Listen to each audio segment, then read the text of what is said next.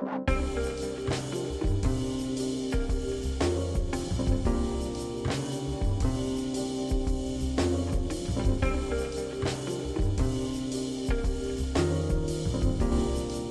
you for being here today to give your time, wisdom, and experience to our students, especially our first-year students, to help them learn about valuable experiential learning opportunities, especially with Latinx communities. It's wonderful to see our students here this afternoon. The last time we were here in Veritas Auditorium was in September for opening convocation. Our first-year students this fall have read our common read, Justice Sonia Sotomayor's memoir, My Beloved World, and have been introduced to the Catholic social teaching theme to which Justice Sotomayor's memoir speaks, the call to family, community, and participation. At that opening convocation, we had the honor and pleasure to hear from Mr. Iohann Vega, former state representative for the 5th Hampden District, and currently the director of the Office of Planning and Economic Development in his hometown of Holyoke, Massachusetts.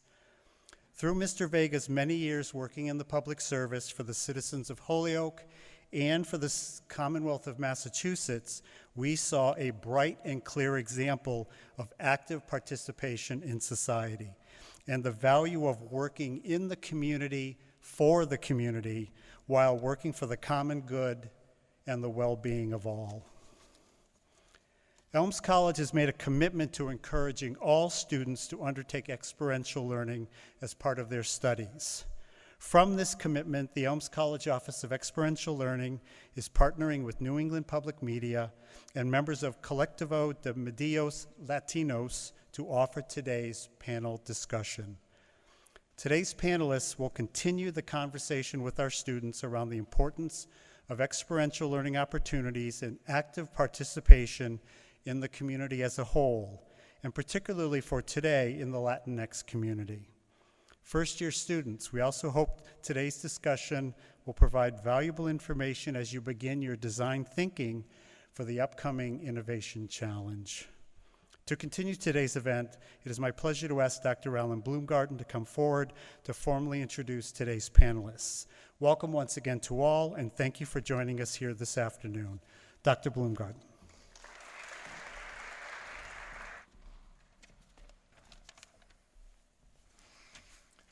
Good afternoon. My name is Alan Bloomgarten, and in addition to serving as the Director of Experiential Learning here at Elms College, I'm privileged to be an instructor in this year's first-year seminar. Like for you, this is my first year in the first-year seminar.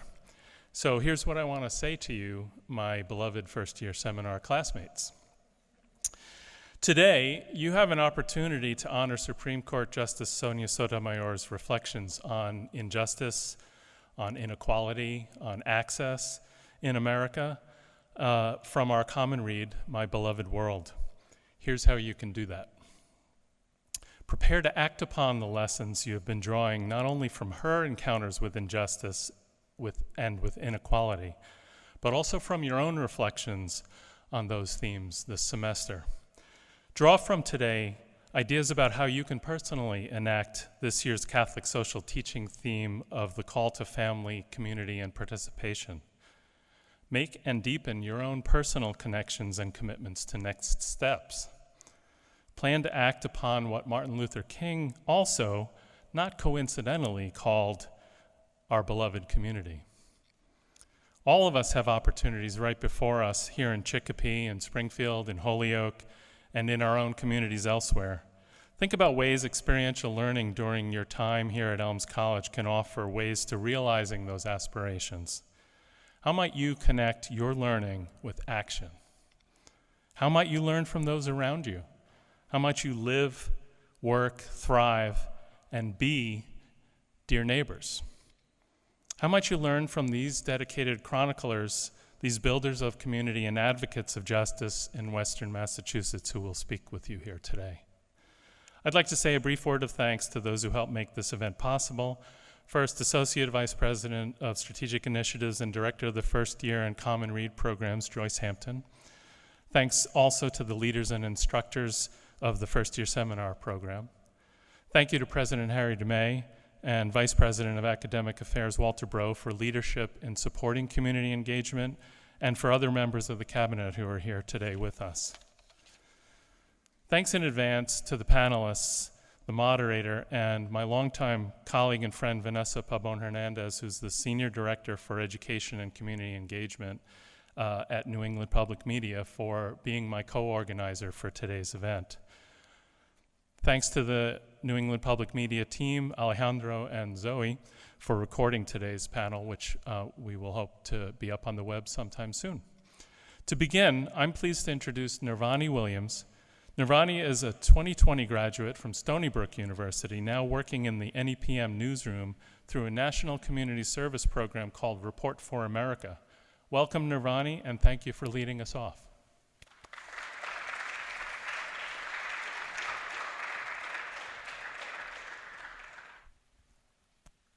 Thank you so much for that warm welcome. Hi, everyone. Thank you so much for coming and for being here. I just wanted to say a few quick words about my experience. As a recent college graduate, I remember my freshman year pretty well and how indecisive life seemed at the time.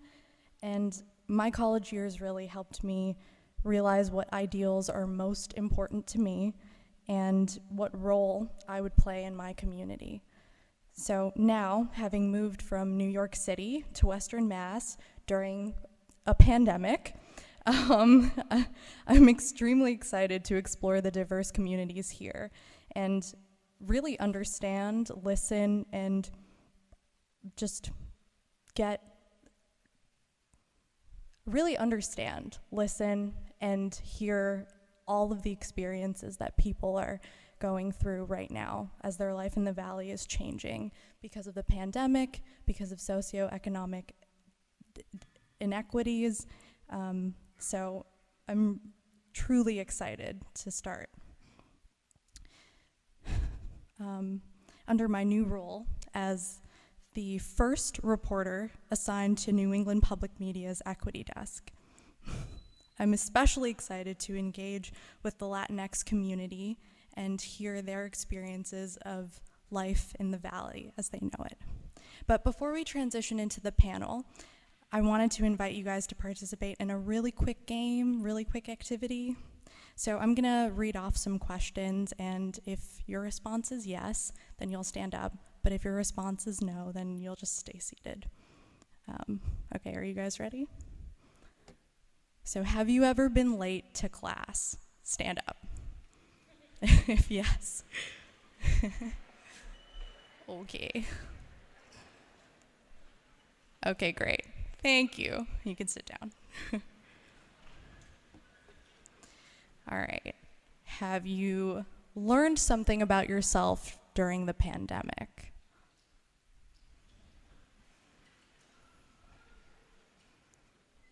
Okay. Thanks. All right, you can sit. Did your upbringing influence your aspired career path in any way?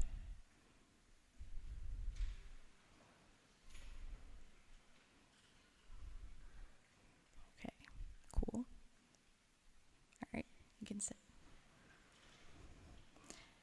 Do you identify as a minority? Word. Okay, you guys can sit.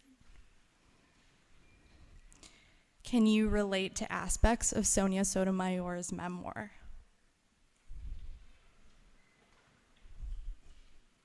Cool. Thank you. You can sit. All right, this is my last question. Have you participated in a protest, advocated, or influenced change in your community or elsewhere? Thank you. All right, you guys can sit. Thank you so much for participating in this activity.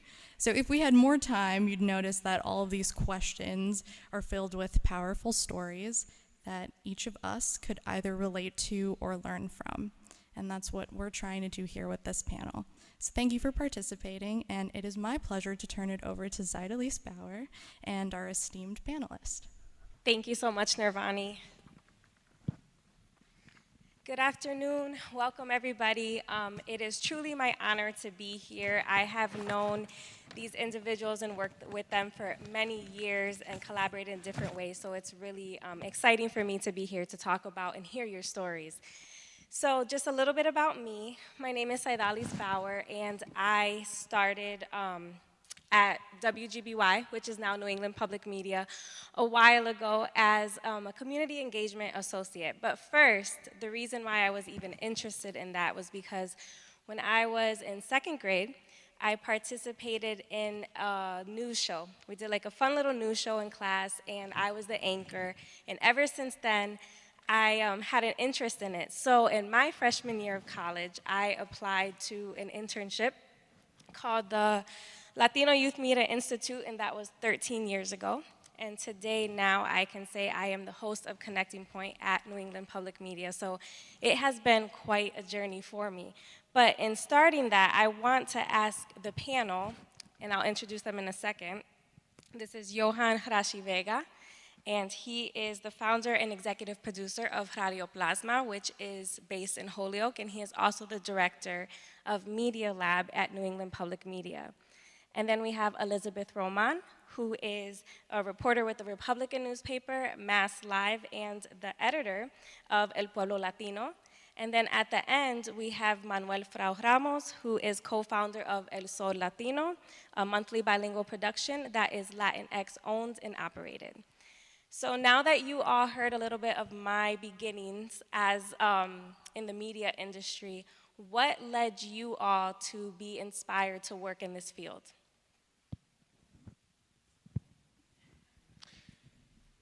For me, it was the opportunity of tell stories, to connect with people, and to share what I could give to people who may not have the opportunity of know because of lack of access, because of lack of understanding of certain aspects of the stories being shared.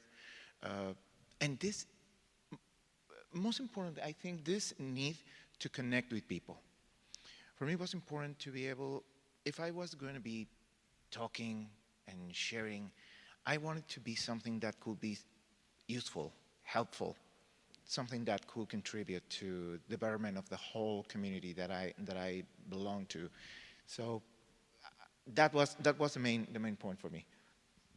So I think for me, multiple things. I always loved to write ever since I was really little. I have all these journals from when I was a kid that probably have nightmares in them that I don't want to read now, but at the time it seemed really deep and, you know, things that I just had to get them out, right?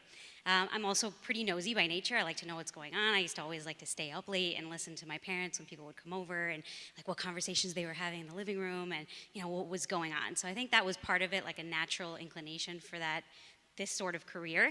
My dad also loves to draw, and he used to always draw me little Superman caricatures on napkins when he would go to work in the morning. He used to get up at like 4 in the morning for work. And so when I would get up for breakfast, I'd have these caricatures of Superman. And if you like comics at all, you know that Superman's profession was a reporter. So I just always thought that was kind of cool. And then when I got to college, I just took a journalism class to see, you know, what Superman really did as a profession, and I ended up falling in love with it that way. Buenas tardes a todos y a todas. My route is quite different. I grew up in a family. My father was a journalist in Puerto Rico. He used to work in el periódico El Mundo, El Imparcial y El Nuevo Día, El Vocero in the last time.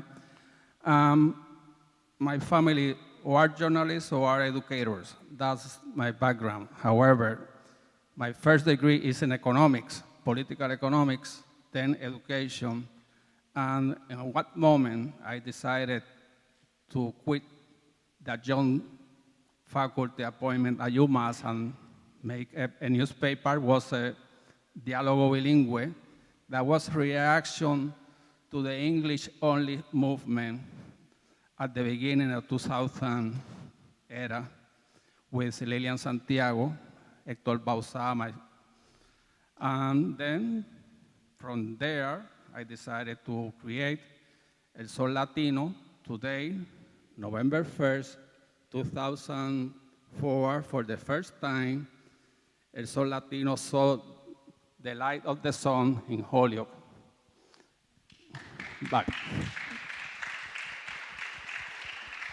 Congratulations, Manuel, on the anniversary of El Sol Latino. And Elizabeth, I wanted to say that I definitely relate to you about the nosiness, because I think that's kind of what interested me when I was a kid, too. I was like, oh, this is a way to know all what's happening is this field. Before I continue, I do want to acknowledge that these questions are influenced by you all, so thank you so much for submitting those. They were very great questions.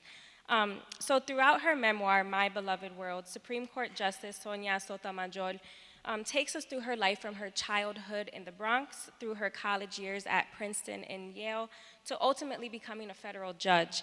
She attributes much of her success to learning at an early age to face adversity with optimism and determination. How did each of your upbringings help influence you and prepare you for your career paths, especially when having to face any adversity or bias in the workplace? I have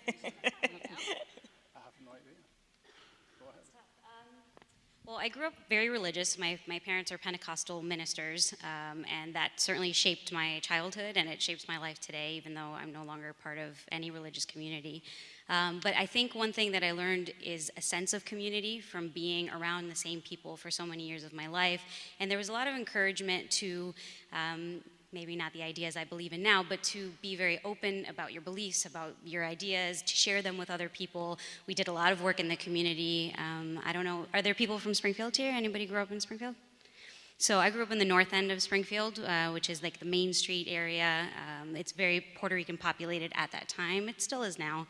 And so we would go out and we would do services outside, and I would get to talk to other kids and invite them to Sunday school. So for me, I think my upbringing taught me that community is important, that speaking your mind is important, and that representing who you are and the people that you come from, the family that you come from, the church that you come from, in my case now, the community that I come from, how important it is to speak up for ourselves, because a lot of times, especially my parents coming from Puerto Rico and not knowing the language and really struggling, to provide for me and my brother, not everybody's going to speak up for you. Not everybody's going to notice that you're there, especially if you're just like a Puerto Rican family with not a lot of money and not a lot of power. So you find other ways to represent yourself and to represent the people that maybe don't have a voice. So I don't know. Well,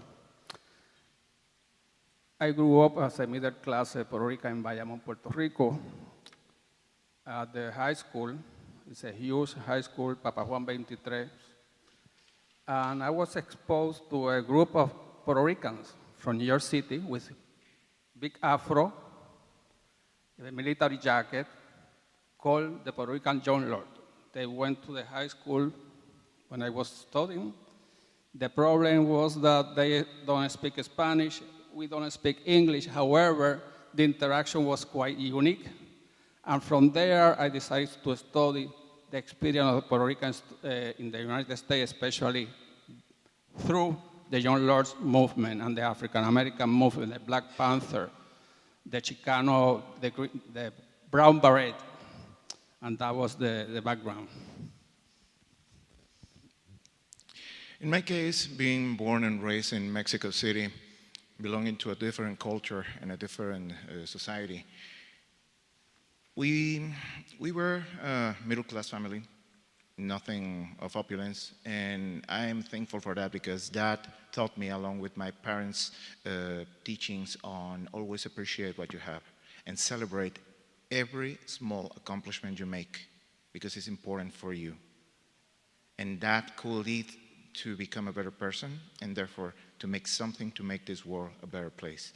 So that, and another thing that my dad pretty much nurtured for me as growing up, it was that there's a whole world out there, and you have to see it for yourself. So don't settle, never settle for the only thing that is around you, even if it is the best or the most beautiful or the only thing you know.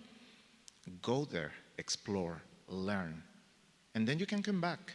And if you do, share what you have learned, so that way things can be appreciated from your own experience, and maybe you have done some other things in those places based on what you know from where you come from. Now, a huge part of Sotomayor's identity is her Puerto Rican upbringing.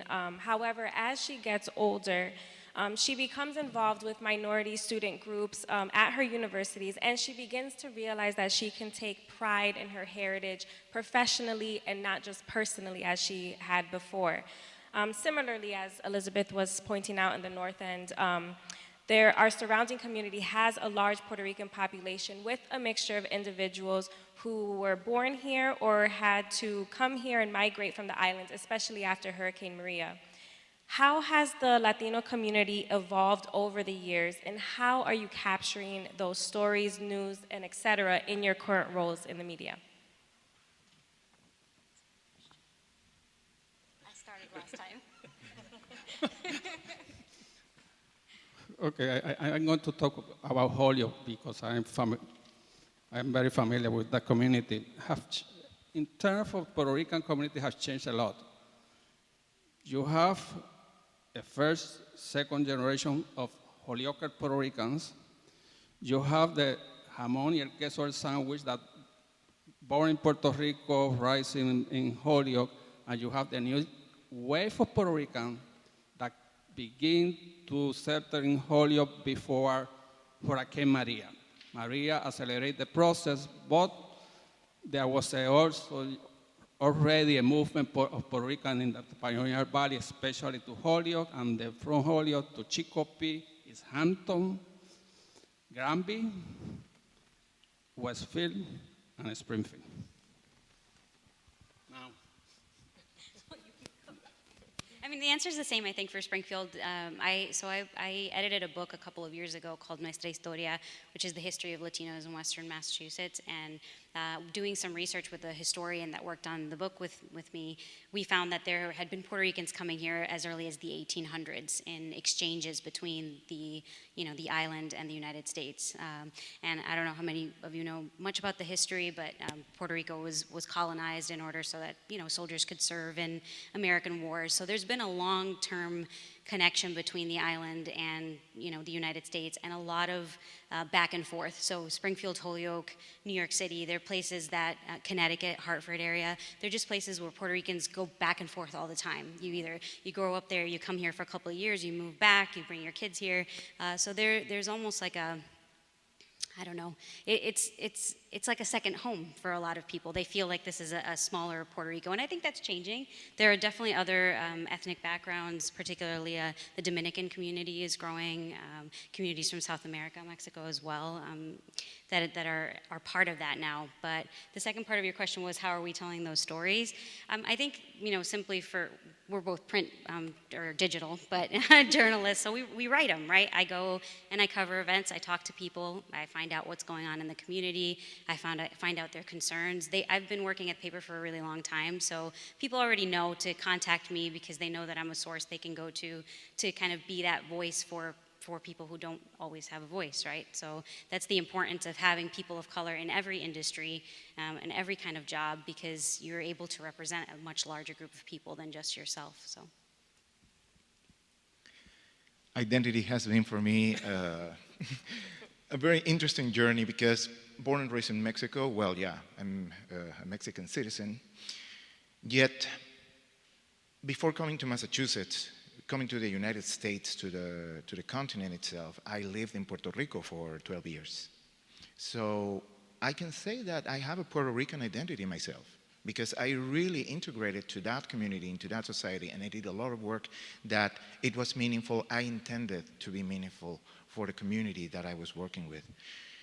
And that happened once again once I moved to Massachusetts. And being now a resident of Holyoke, I can call myself a Holyoker, an insert of, at least, of Holyoke. So I think it's an interesting process of learning, gathering those experiences, and then finding out how can those be translated into something that can be helpful for others that share similar stories as yourself. But at the same time, to know and learn that when we are in places where different ethnicities and backgrounds are converging, we need to appreciate, we need to identify, recognize, honor, acknowledge, and make them visible, because they are all part of the society. And we need to support each other to be seen, to be heard, to be understood, to be celebrated, to be together. Because that is the most joyful experiences we can have as a society, to know who we are. So that is for me the main goal, or the main reason for being in media, to be able to celebrate not only my background and my experiences, use them as a way to celebrate everybody else's, and with that to continue learning and moving our society forward. And speaking about that support and celebration of different communities and people of different backgrounds, what advice would you have for somebody who doesn't identify, for example, with the Puerto Rican background? What advice do you have for them in covering those stories or being involved in events? Like, what would you say to them?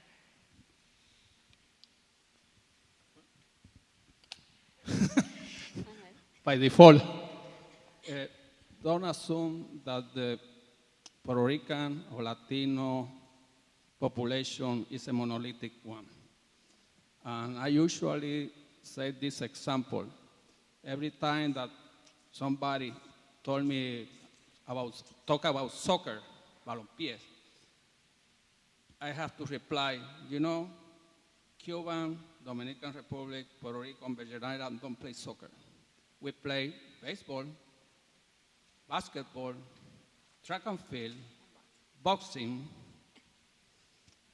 and usually they surprise the person, no? Because our relationship is with the United States and not with Europe. And that's the reason that we play baseball, basketball. And also, there is a perception that in my case, Puerto Rican, think in the same way.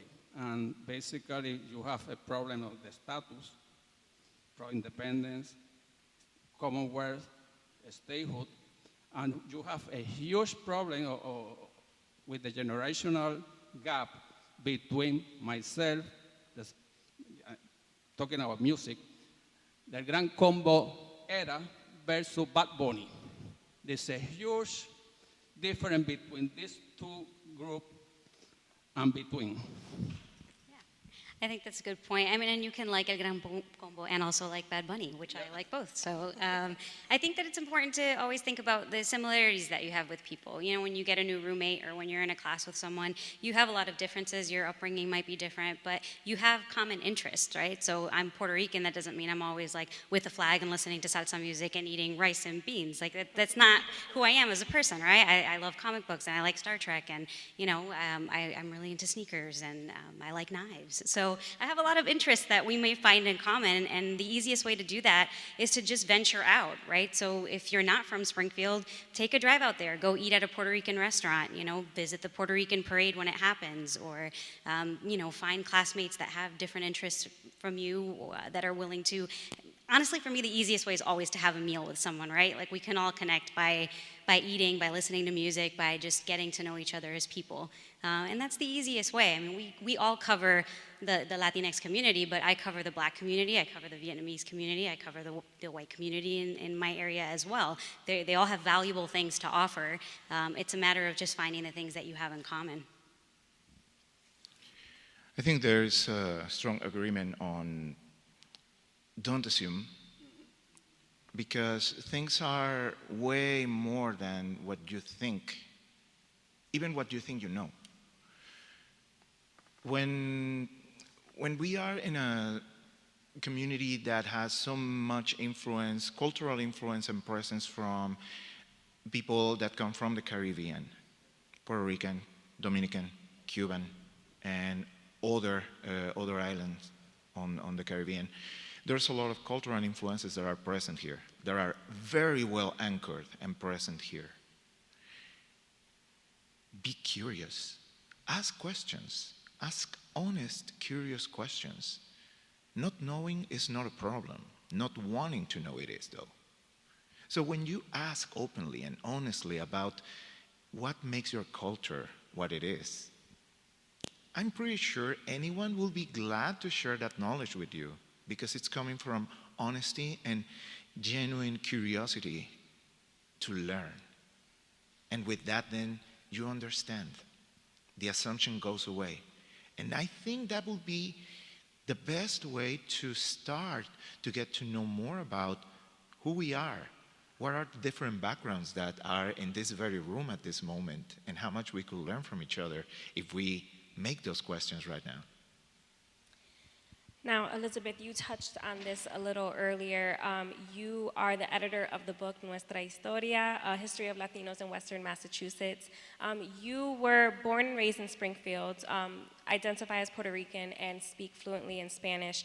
What inspired you to work on this book, and what surprising revelations did you learn along the way?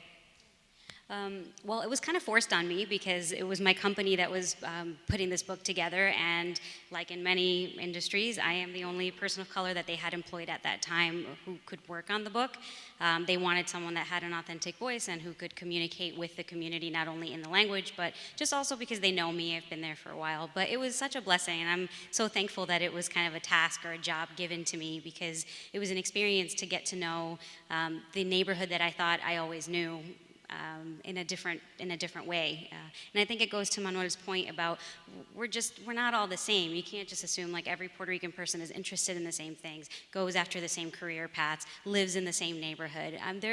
There's so many Latinos that live now in all parts of Western Massachusetts. You have tons of people that are buying their first homes in Chicopee, in Holyoke, in the South Hadley area, in Amherst, expanding to Northampton. So we're everywhere. I think that's what most was exciting for me to learn while I was working on this book, is that we spread out far and that we have a lot of interests. So the book chronicles things like the first Latina representative that went into the House of Representatives, which was Cheryl Coakley Rivera. She's now the Register of Deeds in Hampden County, but at that time that was a huge move that not only a woman but a woman of color got that spot. It talks about the first Puerto Rican president of city council and school committee, so political things, but also educators and people who started their own businesses. Jose Tosado's family, he was a representative. He's retired now, but his family was one of the first that arrived here in the 1950s. They had a small little grocery store business. So I just got to learn a lot about the history of the people that came here, the reasons they came here, for a better life, worked the tobacco fields, and moved on slowly to enter all different fields. And that's fascinating to me to this day. I'm always interested in what people are doing because I'm nosy, if we go back to the first question. Well, I will say that one of my favorite projects that I've worked on at New England Public Media has been the co-host of the bilingual series Presencia. And so your book was definitely an asset for myself and for the team in informing us. So thank you for that. But it was really fascinating to see how far families even go back in the area. So it was nice that you documented that. And for Iohann and Manuel, you were born and raised outside of the States. Iohann, as you mentioned, in Mexico City, spent time in Puerto Rico. Manuel, you were born and raised in Puerto Rico, but both are now living in Western Massachusetts. What are some of the cultural similarities and differences you both have witnessed in the area's Latino communities compared to where you both grew up?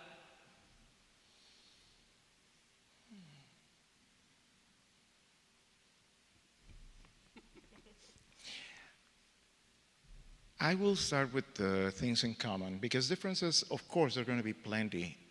And I don't think that's the main point, because it's, I think, obvious that it's going to be totally different being in Puerto Rico right now or being in Mexico City because of everything related to geography, weather, even the space that we are right now. It would be part of that differences. The things in common, though, are that we are societies that we like to be together, that we like to talk and to listen to each other.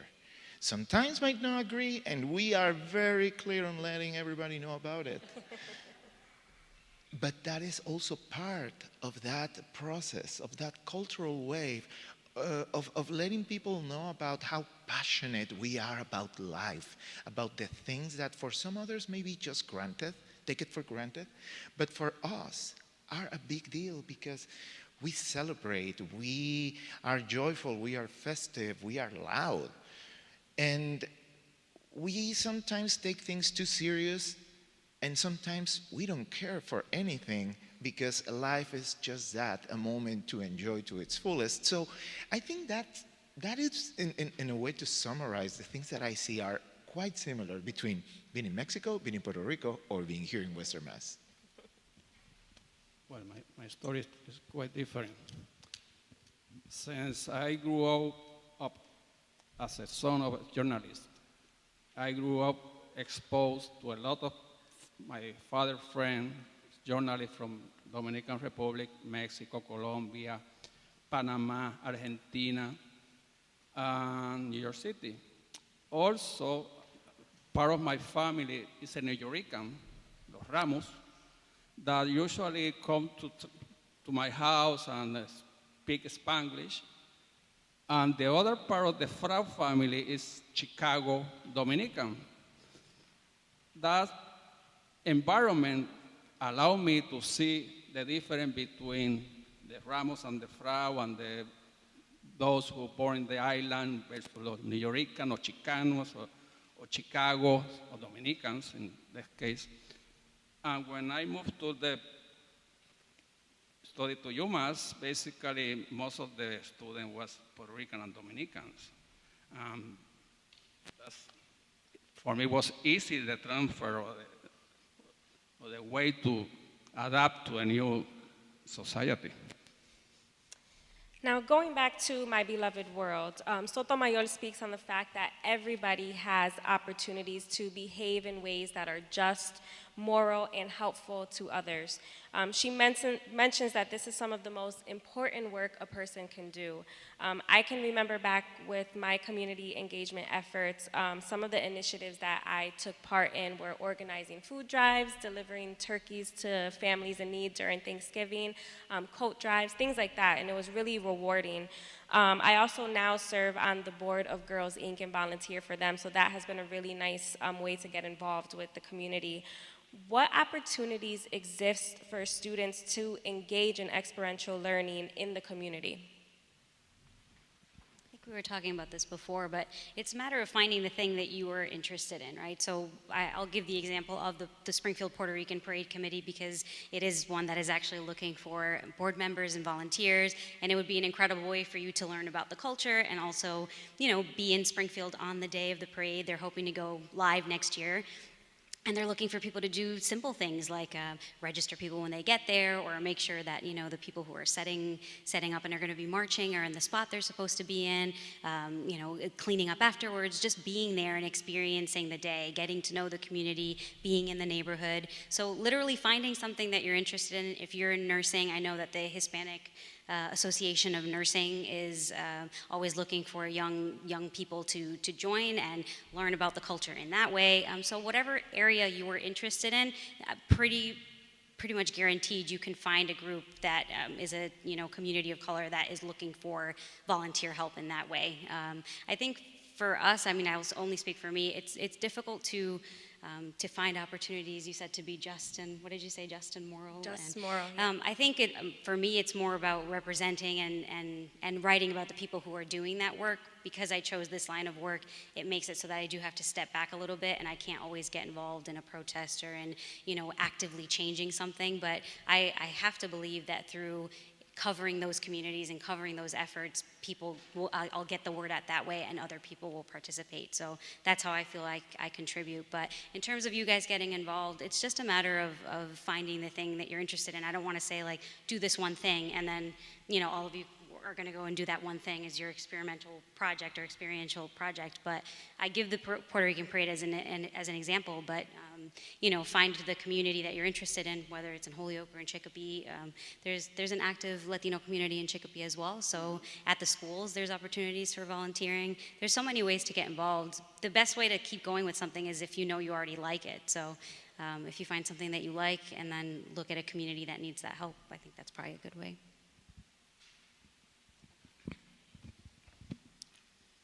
Some opportunities are sometimes more in front of us than we think. You can always ask to your teachers, to your dean, to even friends in your circles, in your family.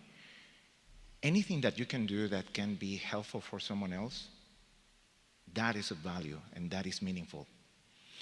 And if on top of that, it brings you, aside of the satisfaction of being of help, also to learn something new, even better, because now you're acquiring new experiences, a new perspective of how things work in this world. And one thing that, and now putting my hat as director of Media Lab, is that we want to help youth to learn how to create and produce content for media, because I feel this is another way to provide those tools for all of you to become advocates, even self-advocates, of things that are important and meaningful for your generation, for our society, for the representation of who we are. So if that helps you to become self-sufficient, self-confident, and able enough to create content and to be part of the media options available in our society in Western Massachusetts, that is another way, by learning something new, so then you can use those skills towards something that you can decide in which way, in what capacity you can do whatever you can. Well, I'm going to promote my two big projects. As a member of the Holyoke Public Library Board of Trustees, I encourage you to visit the library in Holyoke. We have looking for bilingual, or English or Spanish, volunteer. That is one. And the second one, for those who live in Springfield, Hispanic American Library have a new center or branch in Union Station. It's a new office. Basically, we are moving to have a lot of activity next year. We need persons who want to help us. And just to Johann's point about experimenting with different things, everybody that I work with, none of them are journalism majors. So I didn't study journalism, I studied English. There's people who studied history, who studied science. So it's important to have a variety of things that you're interested in. Like we're as soon as the pandemic hopefully clears up, we are going to have internship opportunities available, and not just in writing, but also in graphic design and advertising and working in our presses. So there's so many other areas that you can look into to help inform the work that you do. And that's just such a good point.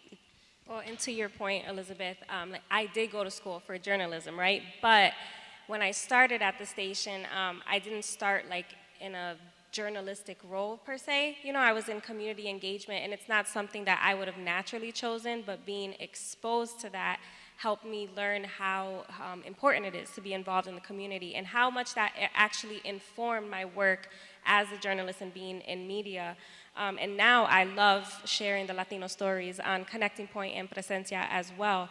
Manuel, you just spoke to this a little bit, so maybe you can elaborate on it more. But what specific things have you all been working on or would like to work on for the Western Mass Latino communities?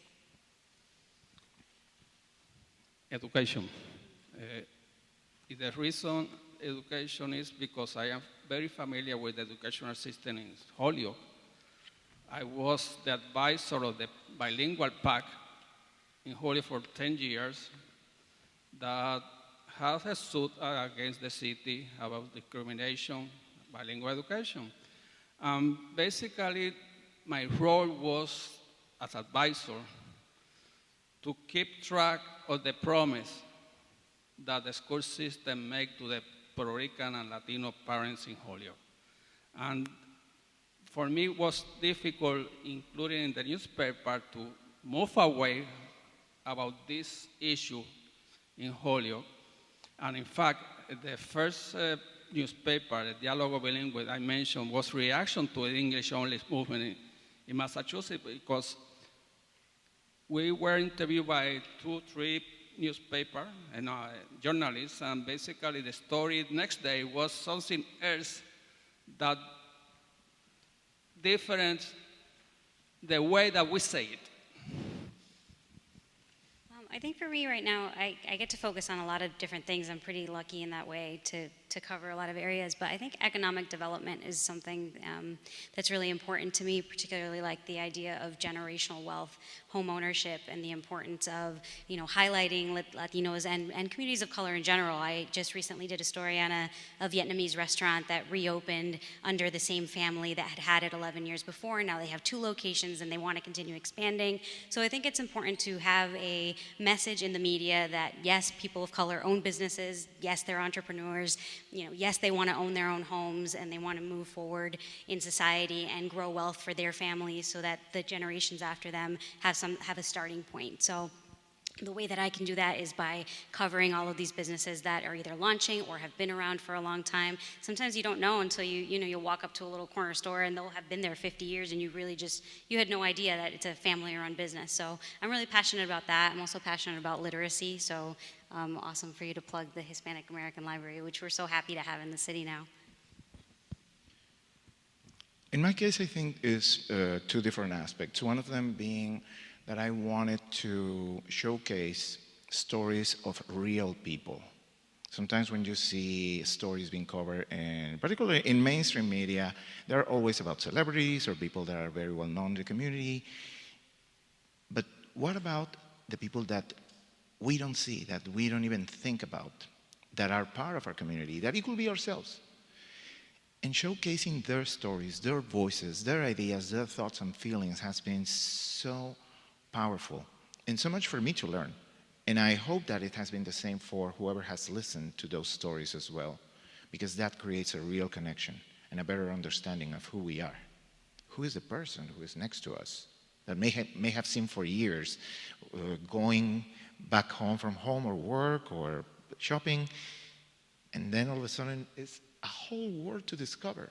So that is one fascinating thing for me to do on covering stories of real people. The other one, it's language. When we are in a society that has a large number of Hispanic people who, in a way, understands, speaks, writes Spanish language, and with the so few options for them to actually utilize the language in a way that makes them to feel comfortable using it, I think it's a responsibility to do that. And I am so proud and so thankful to all of you here in this panel that we got the opportunity of working together, creating Colectivo de Medios Latinos, a collective of Latino media, where representing our different media outlets, we came together providing every day Spanish information about the emergency of COVID-19 when the emergency happened in March of 2020, where there was nothing happening, possibly in the whole country. And the few information being covered, it was mostly from Boston or nationwide. I think it became clear the need of providing information in Spanish, that we were able to come together and figure out a way to do it with the quality of professional journalism we are used to do, and knowing that we are serving people who really needed that. So after this experience, I think this is something that needs to continue happening, and I am committed to create spaces and create content that is able to provide Spanish-speaking people that opportunity of being heard and to be informed in their own language. But that also extends to the commitment to do the same for other communities who speak different languages in our region. I spoke a little earlier on Sotomayor using her Puerto Rican identity professionally instead of personally. Now, as people who are in the Latino communities in Western Massachusetts, has working in this field changed your perspective? Is it challenging to separate the professional from the personal, or do you even separate the professional and the personal when you're covering stories in your communities?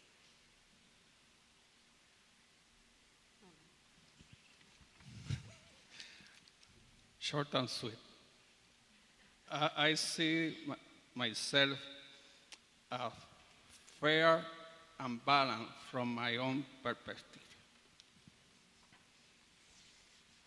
I don't know. I mean, can you ever really separate yourself from your work? I don't know that that's possible. I mean, there's this idea that yes, I try to be fair. Yes, I always try to be balanced. Yes, I have my own personal opinions that I don't share in the content that I write. But I'm a Latina. I'm a Puerto Rican. Every morning when I wake up and when I go to bed, it affects the way that people perceive me. When I go into a room, when I covered things in communities that are just white communities, I notice the difference between our skin color, and I acknowledge it, and you move forward. So yes, it's very difficult to separate the two. Do I think that I have done so well? Yeah, I think so. I mean, I'm not a super political person, so I don't think that affects my work in any way.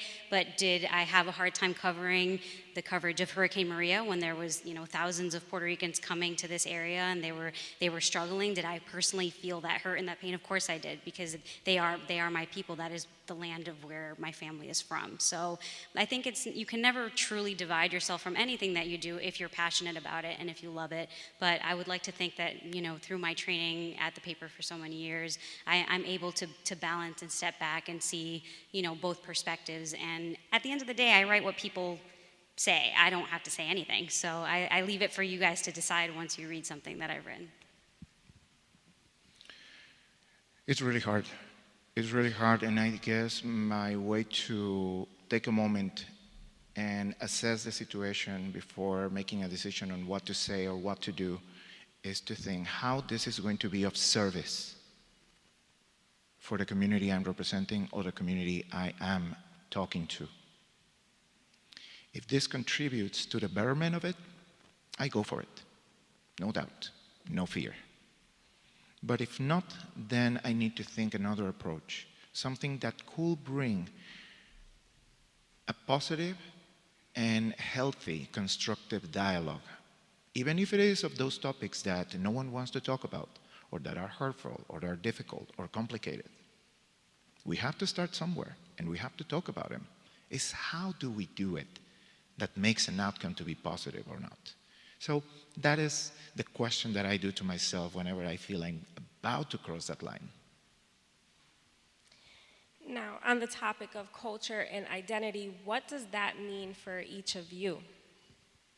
You guys are like really killing us with these questions here. It was them. They came up with great questions, so they thank did. you. These are good. This is the most in-depth, I think, panel I've sat on for sure. Repeat it again? What does culture and identity mean to you? I think it means a lot of different things. So I'm Puerto Rican, born in Springfield, Massachusetts. I am like absolute fall fan. I'm a Yankee at heart. I love the Red Sox as much as you can like a thing that you don't like the sport of. I'm very supportive of New England, of where I'm from, but I also am very attached to the family that I've left behind in Puerto Rico, to my parents and the struggles that they have had to bring us here and to have a life here. So I think anyone that's either of mixed race or has moved from one state to another or from a country to another, you always have those dual identities, those parts of you that make the whole of who you are. So the whole of who I am is a Puerto Rican girl from the North End, and the whole of who I am is a reporter, and the whole of who I am is a person who loves sci-fi and who loves to read. So I think I'm all of those things. We are all like a combination of many things. I do think, going back to your previous question, working in this industry has made me very much more aware of my Puerto Ricanness and proud of it in a way that I didn't notice before because I didn't have to, right? So I was surrounded by people who were all Puerto Rican. We all went to the same church. We all did the same things all the time. So there was no need to identify myself as such. But once you're in this, for me, in this job and covering different communities, I do have a sense and an awareness of how being Puerto Rican is something that I'm proud of, how it's not always perceived in the media as something to be proud of, and how it is my job to change that perception. So I know it's a long, rambling answer, but you guys gave a tough question, so. Well, my story is different. Always. Always. I identify myself as Puerto Rican American citizen. However, the issue that defines me is that it has been a legal history about if Puerto Rican from the island are American citizens. And one of the issues is that born in Puerto Rico, I can not run for president of the United States because I born in the island. If a Puerto Rican, like she can run to be a president because she born in the continental USA. And that issue among Puerto Ricans, if we are second class, third class American citizen, define most of my thought and the vision of the newspaper.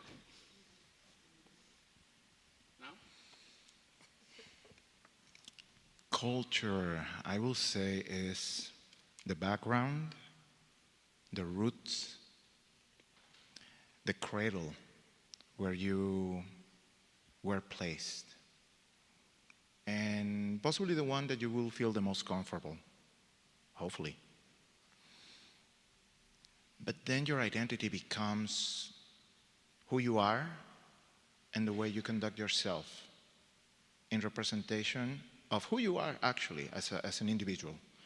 I stopped believing that having to wave a flag makes you X representation of X culture or country or nation. It is important though, very important, and it has to be respected and honored for who does it. But personally, I don't think I need to do that anymore, because thankfully I'm following the advice of my father of there's a world out there, go see it for yourself and learn from it, has taught me that I can be myself wherever I am, and that doesn't make me any less from where I come from, and I don't need to put it out as my first thing for people to see and hear. And it's been a journey of learning and sharing, being able to do that, because then I feel that I can be anywhere. Now, we talked about being involved in the community, covering the Latino stories from the community. What has their reaction been with you as the few people in media that are part of their community? What has their reaction been to you all covering their stories, and how do you receive feedback from the community? I think while it's, and we should never expect a massive reaction or feedback. We are providing a service. But by knowing that someone, that person who comes to you and thanks you for that moment where you provided that information that was helpful for that person at that moment, I feel that I accomplished what I intended to do. So that is more than enough motivation for me to continue doing it, because I know it's being of service to someone who needs it. I think people just want to be seen and they want to be heard. And I mentioned again different, interests or different career paths, because I know most of you are not interested in journalism, or it's not the path that you're going down. But whatever industry you're in, people want to feel validated. They want to feel seen as an individual. They want to feel respected. And I think that's the work that we all try to do. We do it in a little bit of different ways. I would say, the most mainstream version of media here. The newspaper's been around for generations, and it has struggled with issues of, hiring people of color and how people of color are portrayed. But I feel fortunate that I work at a place that is open to my suggestions of, hey, we should cover this community, or hey, we should check out this restaurant, or we should go talk to this person. Or when I'm doing a story about education, maybe don't interview the same white person that you've interviewed 10 times. Maybe go look for a Puerto Rican professor, or look for a Black or Asian professor, and they can give you a different perspective and also provide the information that you need. So I think I am fortunate and grateful to work at a place that has the reach that we have, both on Mass Live, which is our digital platform, El Pueblo Latino, which is our Spanish language, and then the Republican, to be able to, while I think that none of us are flawless, we have a long way to go before we fully represent people accurately. I think that we try our best, and I certainly try my best to just make sure that people are seen for the fullness of who they are. And I take a lot of pride in that, and knowing that we're entrepreneurs and that we're, council members, and that we are in education, that we run schools, and that we're able to do the things that, everybody else does, and maybe just people don't talk about it all the time.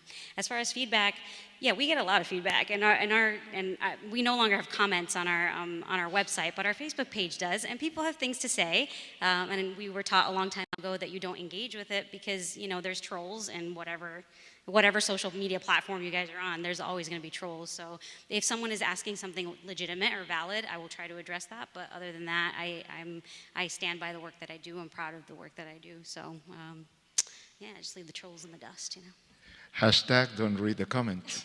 Yeah. Well, my feedback is different. Of course.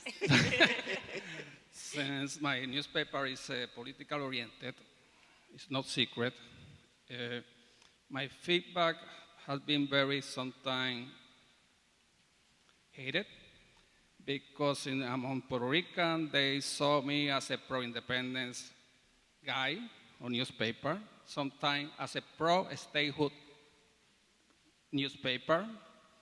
Sometimes they call me the status quo newspaper. You have to believe every day, Holyoke and Springfield, about these three labels. However, outside the Puerto Rican or Latino